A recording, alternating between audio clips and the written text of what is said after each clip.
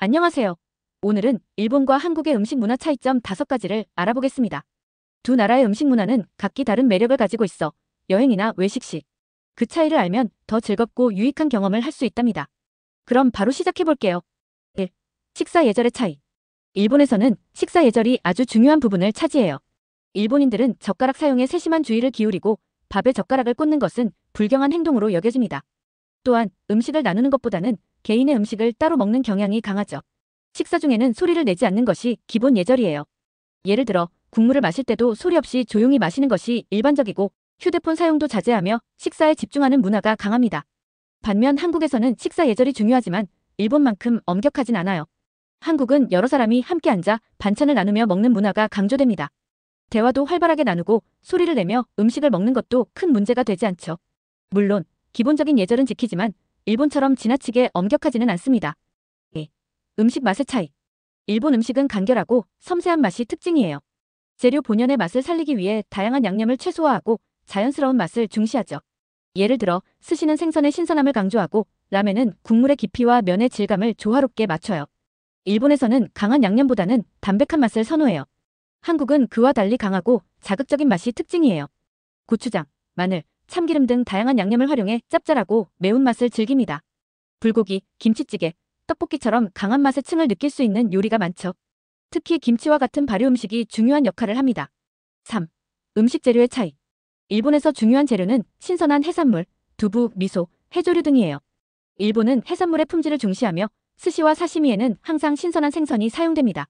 또한 우동이나 라멘에도 해산물 재료가 자주 들어가요. 반면 한국은 고기가 중요한 재료로 소고기, 돼지고기, 닭고기 등을 자주 사용해요.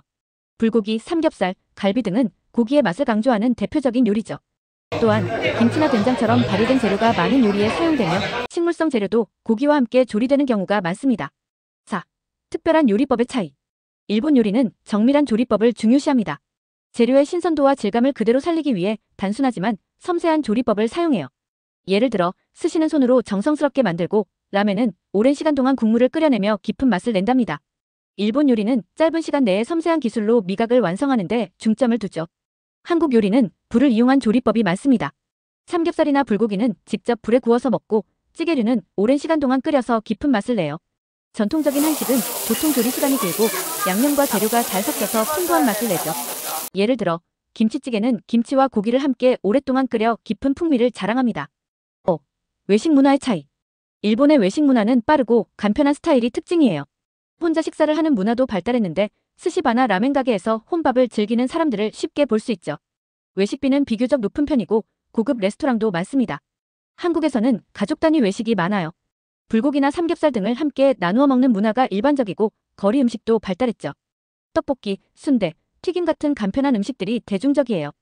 또한 한국의 외식비는 일본보다 저렴한 편이라 다양한 가격대의 음식점들이 많습니다. 오늘은 일본과 한국의 음식 문화 차이점 TOP5에 대해 알아보았어요. 두 나라의 음식이 이렇게 다르다는 사실, 정말 흥미롭죠? 각 나라의 전통과 문화가 어떻게 음식에 반영되는지 알게 되면 여행이나 외식에서 더 많은 재미를 느낄 수 있을 거예요. 여러분은 어떤 차이가 가장 인상 깊었나요? 댓글로 여러분의 생각을 남겨주세요. 그럼 다음 영상에서 만나요.